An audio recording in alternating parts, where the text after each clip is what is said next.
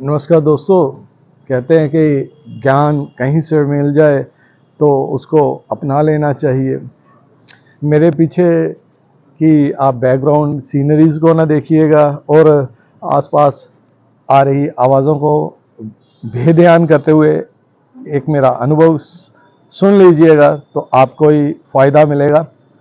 दोस्तों, हम सनातन धर्म वाले गौ सेवा में बहुत विश्वास रखते हैं और अक्सर गौशाला में आते जाते रहते हैं, जहाँ हमारे घर के बाहर अगर कोई गाय आ जाती है तो उसको खाने के लिए कुछ ना कुछ दे देते हैं। हमारे परंपरा है कि घर में जब भी पहली रोटी बनती है तो गाय के नाम से बनती है। दोस्तों, अगर आप गौवंश से कृपा प्राप्त करना चाहते हो, देखिए बाकी तो अपने किस्मत की और कर्मों की बात होती है, लेकिन जब हम बहुत बड़ी दुविधा में फंस जाते हैं और ऐसी परिस्थितियों में फंस जाते हैं कि हम उनको सहन नहीं कर पाते, तो ये आशीर्वाद और शुभकामनाएं और हमारे अच्छे कर्म उन्हें सहन करने की हमें शक्ति प्रदान करते हैं। दोस्तों, आप किसी भी गौशाला में जाते हैं, अगर आप ऐसी परिस्थितियों में फंस चुके हैं कि जहाँ पर आपकी मनोदशा खराब हो रही है या आप ऐसी परिस्थितियों को सहन नहीं कर पा रहे, दुविधाओं को सहन नहीं कर पा रहे, तो आप जिस भी गौशाला में जाते हैं किसी एक गाय के साथ संपर्क अपना बना लीजिएगा। सभी को प्रणाम करते हुए खास करके उस गाय के साथ संपर्क करिएगा जो दूध देती है। संपर्क आपने कैसे उस गाय के साथ अपना बनाना है कि रोज जब भी आप गौशाला में जाते हैं या जब भी जाते हैं तो उस गाय माता को आप घर की रोटी दीजिएगा, जल अर्पित कीजिएगा। मकसद ये है कि उस गाय का ध्यान आपकी तरफ रहना चाहिए, उसकी वाइब्रेशंस, उसकी सोच वो गाय माता की आप तक पहुंचनी चाहिए। आप उससे इतना प्यार स्थापित कर लीजिएगा, प्यार बना लीजिएगा कि जब भी कभी वो बैठी हो तो आप उसकी सोच में आ जाएं। सच मानिएगा दोस्तों, अचंभित करने वाले चमत्कार आपके जीवन में होने शुरू हो जाएंगे। पहले तो परंपरा होती थी, हर घर में एक गाय होती थी और गाय का दूध पी के ही जीवन यापन कर लिया जाता था। गाय को मां दर्जा इसलिए दिया गया है क्योंकि ये माँ के समान ही अपने बच्चों का पालन पोषण कर सकती है अपने दूध से। बहुत ताकतवर होता है दूध।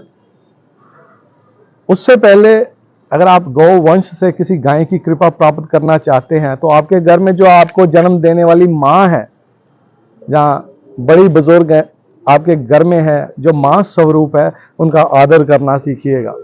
गाय माता को परमात्मा ने माँ का दर्जा इसलिए दिया है कि जिनकी माँ नहीं है या जो बच्चे हैं जिनकी माँ नहीं है या जो भी इंसान है जिनकी माँ नहीं है, वो अपनी माँ के बाद गौ माता की पूजा करें, उसका आदर सम्मान करें, तो उन्हें वही फल प्राप्त होंगे जो जन्म देने वाली माँ आशीर्वाद स्वरूप अपने बच्चों को देती है। वही शक्तियां आपके साथ काम करना शुरू हो जाएंगी। गौशाला में जाएं और एक गाय को अडॉप्ट कर लें। अडॉप्ट मीन्स उसका तरफ ज़्यादा ध्यान देना शुरू कर दीजिएगा। रोटी दीजिएगा, खाने के लिए चारा दीजिएगा। कोई दिन नहीं है, विशेषकर बुधवार के दिन लोग गौशाला में जाते हैं और गौ माता को चारा दे के आते हैं। कोई दिन नहीं है, माँ की पूजा के लिए, माँ के प्यार के लिए कोई भी दिन नहीं होता। तो आप गौशाला में जाएं और एक विशेष गाय के साथ या किसी ऐसी गाय के साथ अपना प्रेम भरा, मातृत्व भरा संबंध बना लें। जब वो गाय बैठकर चुगाली करती होगी, जैसे अपना खाते खाते गाय अपने मुंह को हिलाती है, तो वो उसकी सोच में जब आप आ गए कि मेरा वो बच्चा आया नहीं आज या आया है तो इंतजार कर रही होगी, तो आपके रास्ते में जो रोज रोज आने वाली अड़चने हैं, मुसीबतें हैं, रुकावटें हैं, वो दूर हो जाएंगी। सच मानिएगा, मजाक की बात नहीं है। फिर आपके जीवन में बहुत सारे ऐसे कष्ट आ रहे हैं, तो आप एक बूढ़ी गाय को अपना लीजिएगा, गौशाला में अपना लीजिएगा। आपके पास पैसे नहीं है, कोई बात नहीं है, आप उस गाय के साथ संपर्क बना लीजिएगा। और सायंकाल के समय जब वो गाय अपनी जगह पर बैठने लगे, उससे पहले आप उसको कुछ ऐसा खाने को दीजिएगा जिसके साथ उस गाय का मन प्रसन्न हो जाए। अब ये काम आपने, कर्म काम नहीं कह सकता, अच्छा कर्म, ये आपने रोज करना है। उस गाय को आपकी आदत पड़ जाएगी, आपकी तरफ ध्यान देना शुरू हो जाएगा। जब वो आंखें बंद करके अपना चुगाली करती होगी तो वो आपके बारे में सोचेगी, और उसकी जो सोच है वो ऊपर ब्रह्मांड में जाकर आपके साथ जुड़ेगी। आपकी जो इच्छाएं हैं, मैं ये नहीं कहता इस तरह आप उनको, गाय को खिलाने से आप अमीर बन जाएंगे, आप शक्तिशाली बन जाएंगे, आपका प्रताप इस संसार में बहुत बड़ा हो जाएगा। ये कर्मों की बात है। आपको उतना जरूर मिलेगा जितने दायरे में आप हो। आप निम्न स्तर के दायरे में हो, मध्य वर्गीय दायरे में हो, उच्च वर्ग के दायरे में हो, आपको उस दायरे में आपका जो मुश्किलें हैं वो दूर होनी शुरू हो जाएंगी। आपका जो कीर्तिमान यश है उसी दायरे में आपका बड़ा होना शुरू हो जाएगा। आपके अंदर जो नकारात्मक ऊर्जाएं हैं वो दूर होके आपके साथ सकारात्मक ऊर्जाओं को साथ देना शुरू कर देंगी। एक बूढ़ी गाय को अपना लीजिएगा, उसकी सेवा कीजिएगा। कपड़े धोने वाला ब्रश होता है ना, कभी कभी जाके उस गाय माता के पीठ पर वो हल्का हल्का सा फेरिएगा, हो सके तो सारे ही बदन पर फेरिएगा। मैं ये नहीं कहता बिजलियां चमकनी शुरू हो जाएंगी,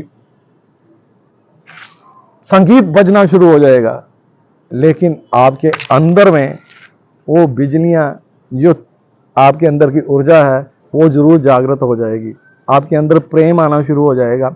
आप परिस्थितियों में जो उलझे हुए हैं उनमें निकलने के लिए आपके में अंदर धैर्य आ जाएगा, बहुत कुछ बदल जाएगा। गाय माता की सेवा करना अपने जन्म देने वाली माँ की सेवा करनी है, और गाय माता की सेवा करना अपने पितरों को खुश करना होता है।